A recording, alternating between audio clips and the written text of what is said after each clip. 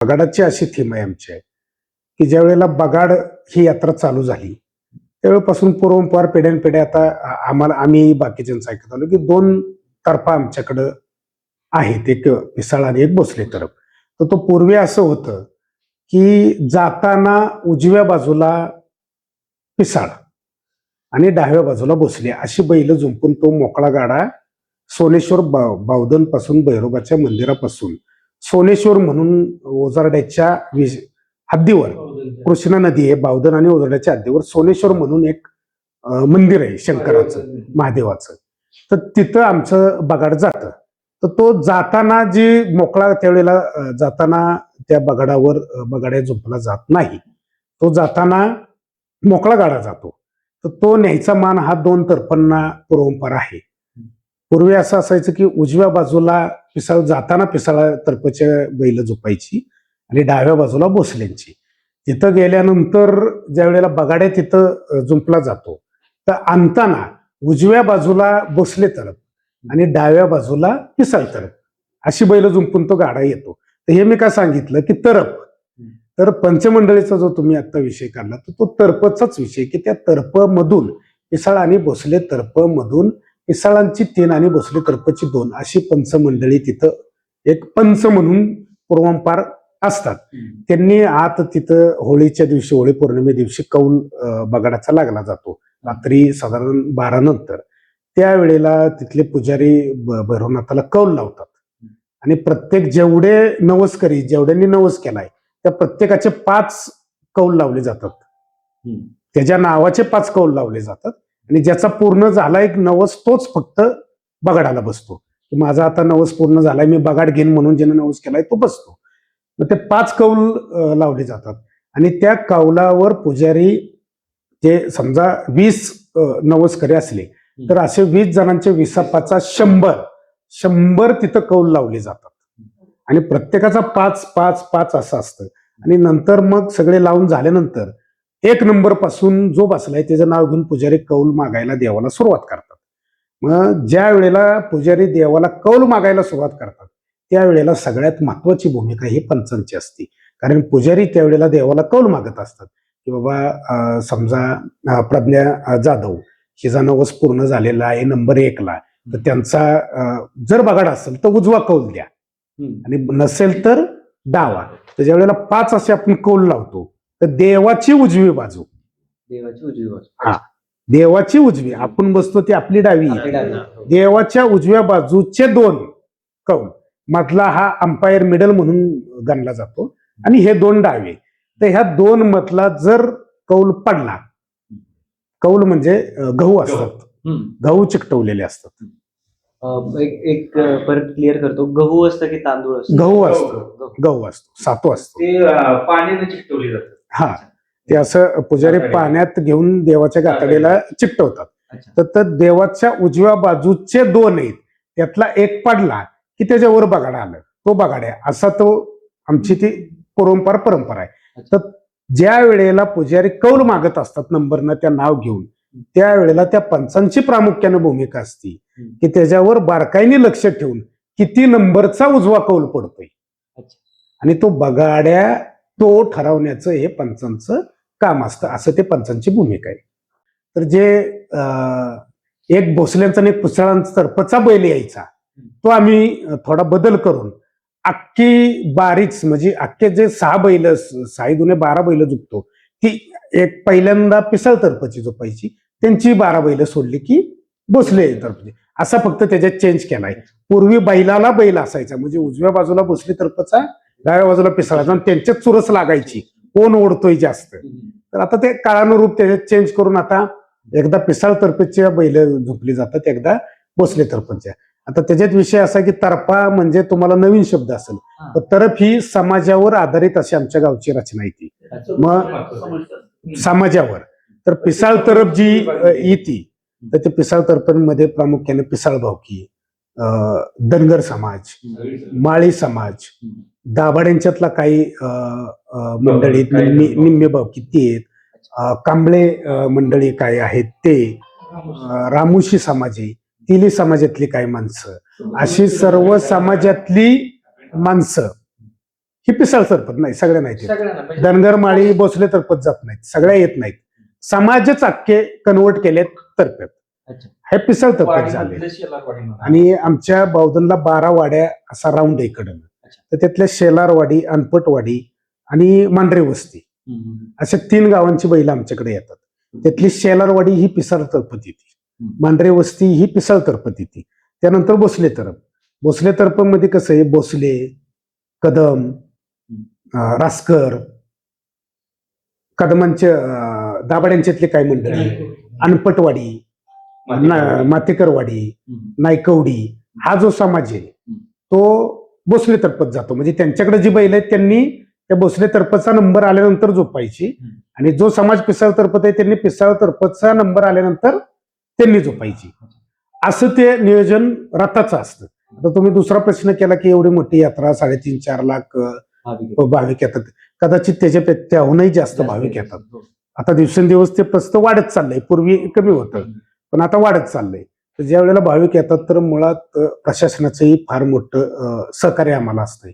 गेली 15-20 वर्ष झालं वाईचे प्रांत असतील, तहसीलदार असतील, ते आमच्या बगाडाच्या आधी 8-10 दिवस इथं बगाडाच्या आढाव्याची, यात्रेच्या आढाव्याची मिटिंग आमची होती. त्यामध्ये प्रत्येक डिपार्टमेंटचे, महसूल, कृषी, बांधकाम, PWD असेल, तुमचं पंचायत समिती, जिल्हा परिषद असेल, इलेक्ट्रिक असेल, पशुवैद्यकीय असतील, आरोग्य विभागातले असतील, ST महामंडळ असेल, या सगळ्या डिपार्टमेंटच्या प्रमुखांना हेडला इथं बोलून घेतलं जातं. ते तहसीलदारांच्या अध्यक्षतेखाली मिटिंग होती आणि त्या मिटिंगमध्ये आमच्या ज्या काय अडीअडचणीत किंवा काय ते आम्ही गाव म्हणून तहसीलदारांच्या पुढे मांडतो आणि तहसीलदार प्रत्येक विभागाच्या जे हेड इथं येतात त्यांना त्या यात्रेच्या अनुषंगानं सगळ्या सूचना देतात की या सगळ्या सुविधा तुम्ही त्या दिवशी उपलब्ध ठेवायच्या. फॉर एक्झाम्पल की बगाडात फार मोठी भूमिका 2च घटकांची असते, एक बैलांची आणि दुसरी माणसांची. कारण बगाडचा रथ मूळ ओढला जातो तो बैलांमुळे, बैलांच्या बैल ओढतात. आपण माणसं जरी ते नियोजन करत असलो तरी मूळ भूमिका आहे ती बैलांची. तर अलीकडच्या काळामध्ये मग सातारा जिल्हा परिषदेच्या मार्फत सुद्धा फार मोठं आम्हाला सहकार्य की त्या दिवशी वैद्यकीय विभागाच्या मार्फत अँब्युलन्स 4-5 बैलांसाठी असे अँब्युलन्स अवेलेबल असतात. माणसांची कुठं पळताना, कारण गर्दी क्राऊड असता 3.5-4 लाखाचा असतो. आता समजा ह्यानं यात्रा बघितली, बाहेरची लोक यात्रेला येतात, त्यावेळेला बैल पळत सुटली, गाडा हल्ला, इकडं तिकडं थोडंसं पळणं बिळणं होतं. त्यावेळेला कुणी पडलं, कुणी खरचटलं, काही लागलं तर त्याच्यासाठी आरोग्य विभागाच्याही अँब्युलन्स अवेलेबल असतात. त्याचबरोबर पोलीस प्रशासन जबरदस्त बंदोबस्त, जिल्ह्यातील किंवा जिल्ह्याच्या बाहेरचे पोलीस त्या दिवशी बंदोबस्ताला सगळे असतात. आणि MSCBला लाईटचं सगळं MSCB बघती, पाण्याचं असेल, इरिगेशन असेल, तुमचं बाकीच्या सगळ्या सुविधा ह्या बघत असतात. प्रशासनाकडून तुम्हाला पूर्ण मदत, पूर्ण सहकार्य होतं. दुर्वीची जोडी असं म्हणतात, पुढे जी बांधतात ती दुर्वीची जोडी. फक्त दुर्वीचा काही विषय असतो, जो गाडा असतो, गाड्याचं जे जू असतं म्हणजे पूर्ण बॅलन्स हा त्या 2 बैलांच्यावर होतो. आणि पुढचे जे 5-10 बैल असतात त्यांना कान्याला नाडा बांधलेला असतो आणि ते प्रत्येक शेवाळाला असं वेडे घेऊन घेतलं असतं. तर त्यांना ओढ करायची असते आणि पूर्ण गाड्याचं बॅलन्स हे दुर्वीनं करायचं असतं. थोडक्यात आपल्या 4 व्हीलरला आता जो आपण एक्सेल म्हणतो, एक्सेलची भूमिका ही दुर्वीनं करायची असते. पूर्ण बॅलन्स दुर्वीच्या बैलांच्या असतो. तर तिथं मान हा विषय नसतो. ज्याच्या बैल दुष्टपुष्ट आहे, ताकदवान आहे, उंची आहे, महत्वाची उंची, कारण दुर्वीला उंची लागते. ज्याचा बैल उंच आहे, ज्याच्याकडे ताकद आहे आणि चांगला बैल आहे, तो बैल तिथं जुंपला जातो. असा मान वगैरे तिथं कुणालाही दुर्वीला नाही. बैल ज्याचा चांगला आहे त्याचा बैल तिथं जुंपला जातो. साधारण 4.5 ते 5 किलोमीटरच्या आसपास ते अंतर आहे. आमच्या पूर्वेला कृष्णा नदी आहे, म्हणजे उत्तर पूर्व कृष्णा नदी पूर्ण बावधनच्या बाजूनं वाहिलेली आहे. वाई आमच्या उत्तरेला आहे, वाईतून कृष्णा नदी आली आणि पूर्वेला बरोबर बावधनच्या पूर्वेलाच ओझरडे आणि बावधनच्या हद्दीवर सोनेश्वर मंदिर आहे. तिथून बगाड हे आमचं मंदिरापर्यंत साधारण 4.5 किलोमीटरच्या आसपास अंतर आहे. असं आहे की महिला असतात तिथं, गाडा थांबल्यानंतर दर्शनाला वगैरे महिला असतात. महिलांची भूमिका महत्वाची ह्या यात्रेत. फक्त तिथं का पुरुष असतात तर बैल असतात, बैलांना ओढायचं असतं. मग त्या बैलांचा वगैरे धक्का वगैरे लावू नाही किंवा गाडा एकदा बैलाचं चालू झाला की स्पीड असतं गाड्याला, म्हणजे पळतो गाडा तो. मग पळताना महिलांना पळताना त्रास होऊ नये किंवा पडू नये, महिला तेवढ्या ह्यानं पडू शकत नाही म्हणून तसा काही महिला असतात नसतात असा विषय नाही. टोपी आणि पांढरा कुर्ता आणि तो पायजामा. आमचा पारंपरिक पोशाख आहे. पोशाख एक 3 बटणी शर्ट, लेंगा आणि टोपी. हा बावधन नव्हे, सातारा जिल्ह्याचा एक तो पॅटर्न येतो. पॅटर्न म्हणजे मोनोपॉलिसीच आहे. यात्रा असते आपली मार्च महिन्यामध्ये, रंगपंचमीला उन्हाळा असतो. बरोबर. पूर्वीच्या काळी उन्हाळा कडक असायचा, मग त्यावेळेला जसे आता म्हणले हे की उष्णता विरोधक असल्यामुळे पांढऱ्या कपडे टोपी असलं म्हणजे उन्हाचाही त्रास कमी होतो, आई त्याला आधार आहे.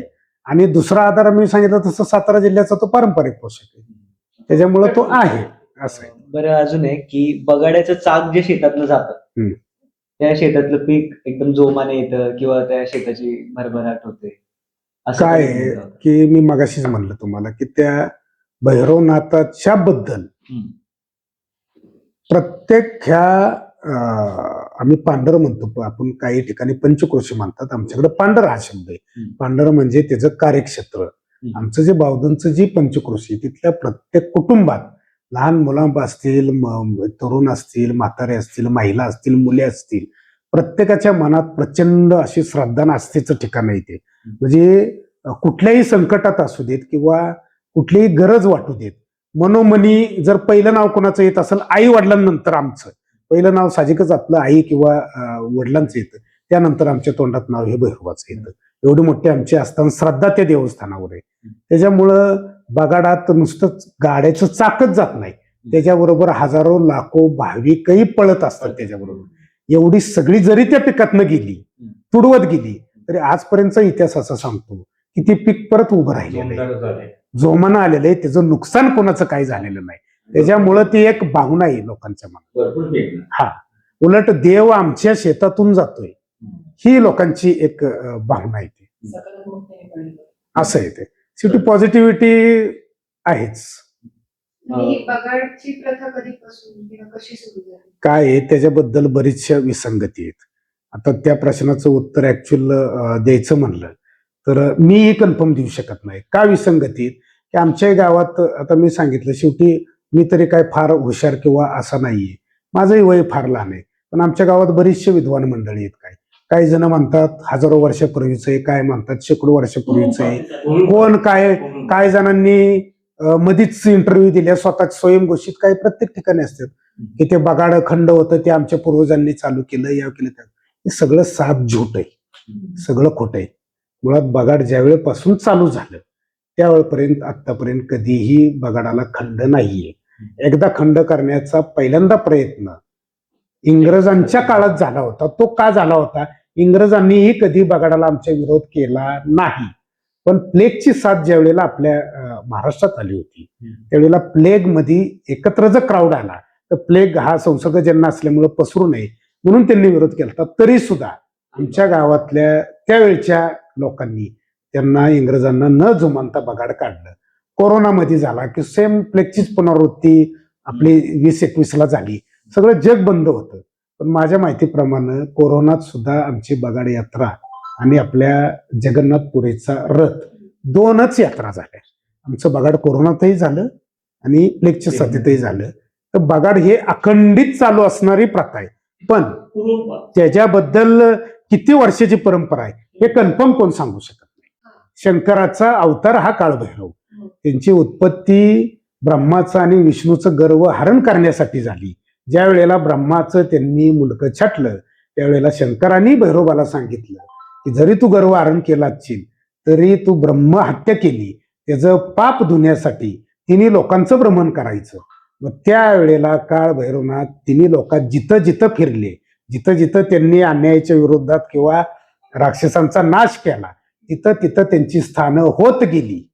मग ते आज बावधनमध्ये आमच्या तालुक्यात पसरणीत आहे, वीरला नाथ तिथं मस्कोबा म्हणतात, पण तो भैरोबाच आहे. वीरचं तर वीरचं तुम्हाला सांगतो, वीरला सुद्धा आपण मस्कोबा म्हणतो, प्रसिद्ध देवस्थान आहे, पण तो भैरोबा आहे.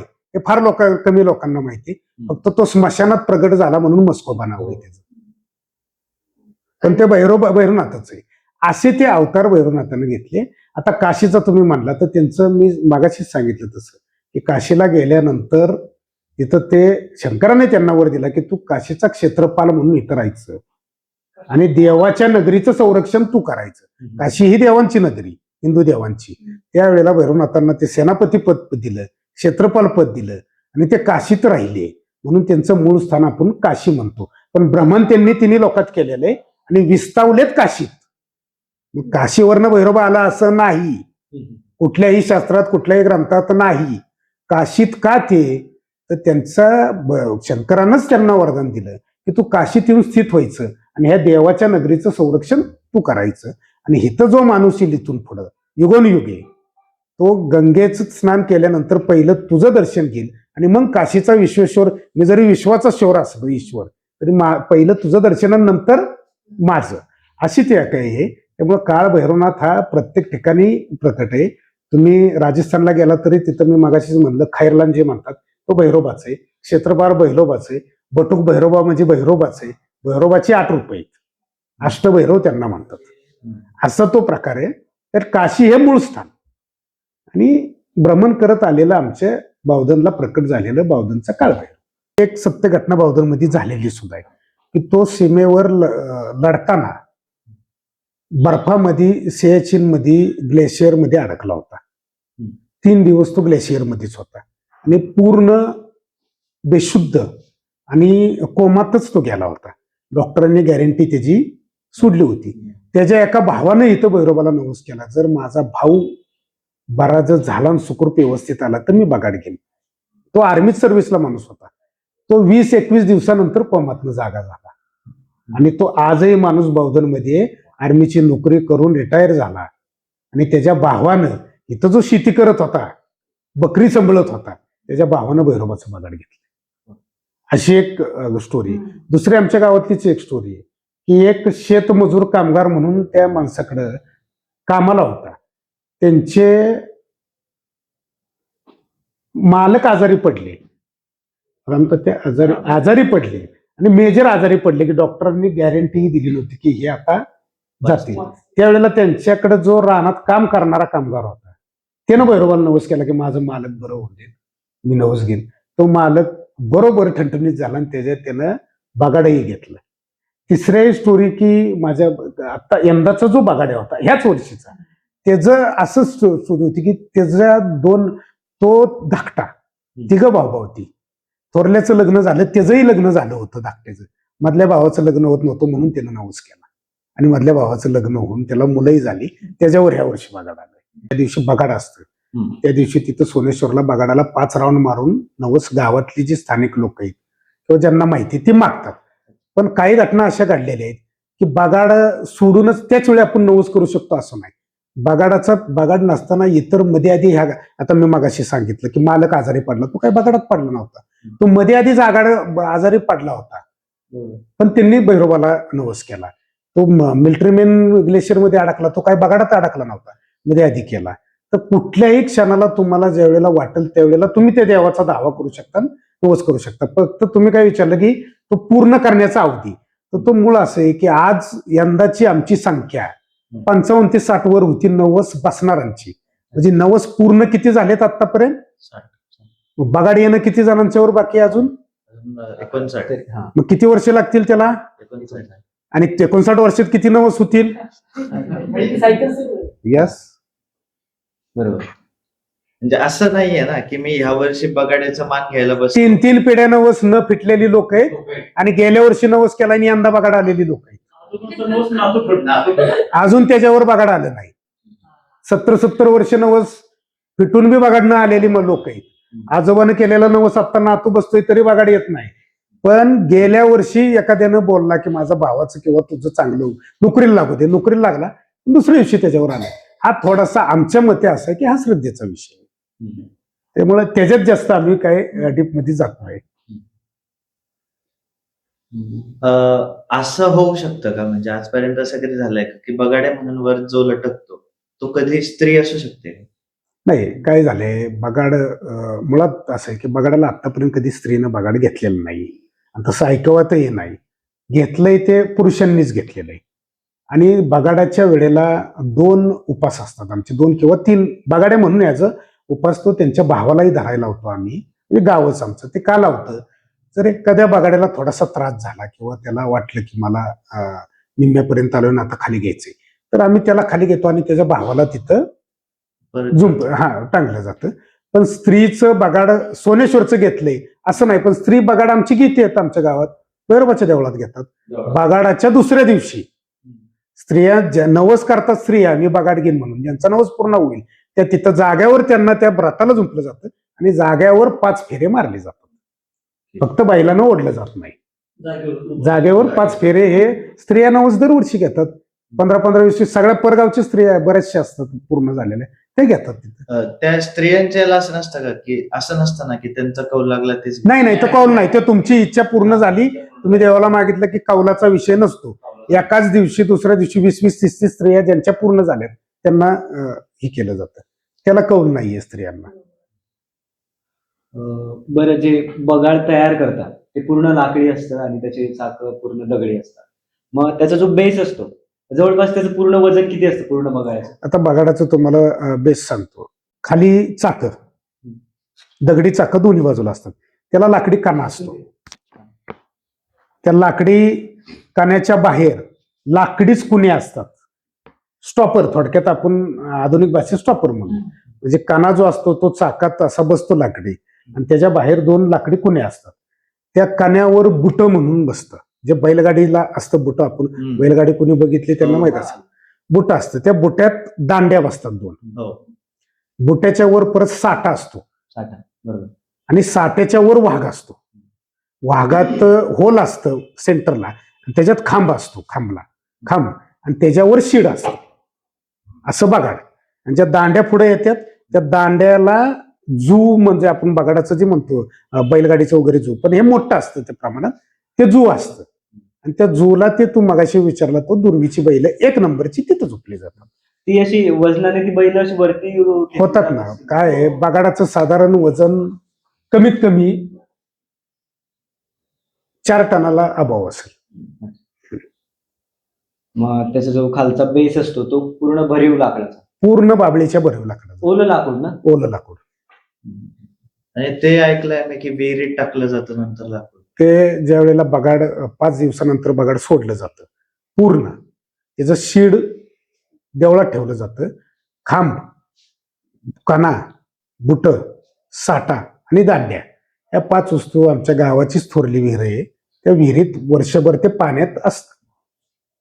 मग ते खराब नाही होत का? अजिबात नाही होत. ते परत वापरता तुम्ही? वापरतो. म्हणजे नवीन लाकूड तोडतं त्याचं काय? 2 वर्ष आम्ही वापरतो, 3ऱ्या वर्षी नवीन वापरतो. अच्छा. हा काय विषय, तर मुळात बोंब हा शब्द सांगतो काय आहे. तर आपण बोंब कधी मारतो, आपल्या हिंदू धर्मामध्ये शिमग्याचा महिना म्हणतो आपण. फक्त आपण शिमग्याला बोंब मारतो, शिमग्याच्या महिन्यात. किंवा सहजही आपण बघितलं, जुनी लोक, आपण जर ओरडायला लागलो तर का रे काय शिमग्याचा महिना आहे काय, कशाला बोंब मारतोयस. तर फक्त तो महिना हिंदू शास्त्रानंच आपल्याला शिमग्याचा महिना असा दिलेला आहे की त्यावेळेला तुम्ही शिमग्याच्या दिवशी होळी करायची, होलिके मातेचं त्यावेळेला ते दहन करायचं आणि त्याच्यात तुमच्या सगळ्या वाईट गोष्टी, तुमचे विचार, तुमच्यावर येणारे संकट सगळं जळून ते नष्ट व्हावेत म्हणून होळी. आणि ते नष्ट होताना बोंब मारायची की हे नष्ट आता होणार आहे, ही खरं आहे काय. पण आमच्या यात्रेला का बोंब मारायचं कारण नाही, तसंही हा, हे एक कारण आहे. दुसरंही कारण एक आमचं असं महत्वाचं, आमचा बगाड्यात शिमग्या दिवशी ठरवला जातो. अच्छा.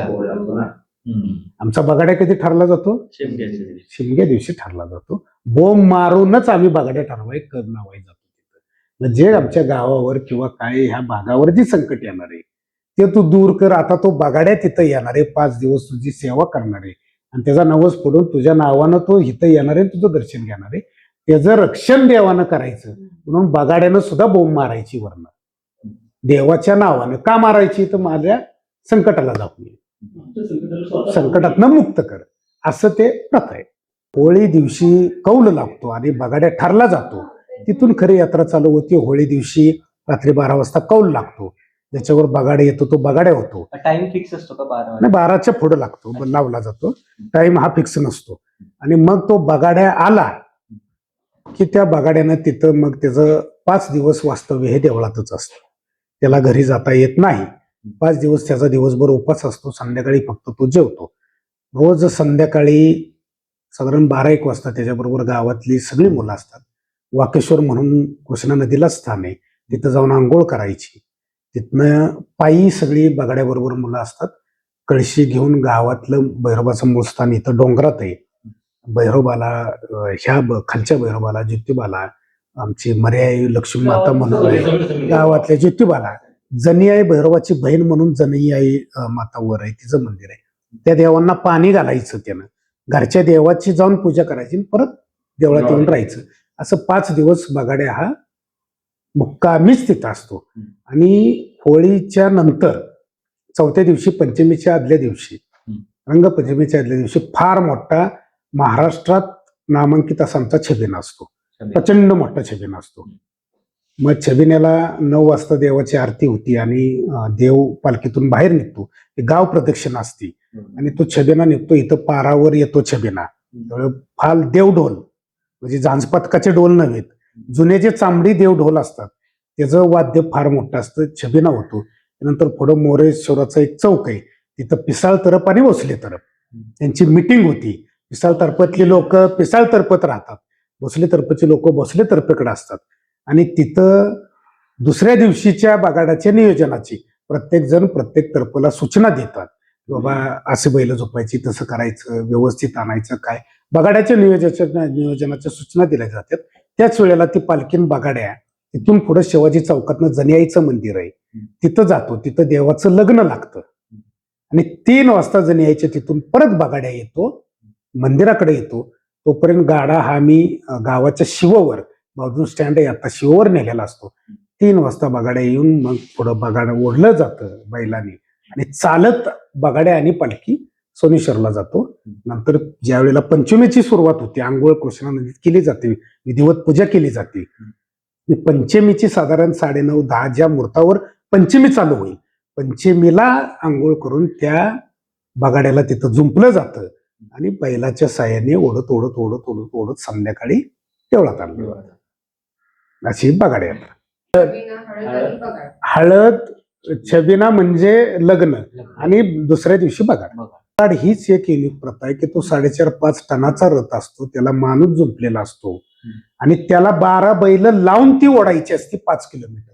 त्याची उंची किती असते? उंची साधारण 21-22 फूट खांबा असतो आणि त्याच्या खाली एक 5-7 फूट म्हणजे 27-28 फुटावर बगाडाची उंची. बट ज्यावेळी शेड असं होतं त्यावेळी खालपासून वरपर्यंत ते अंतर 40 फुटावर, सरळ 20 फुटावर, 22 फुटावर, 25 फुटावर. पण असं ज्या वेळेला होतं त्यावेळेला ते अंतर 35-40 फुटावर.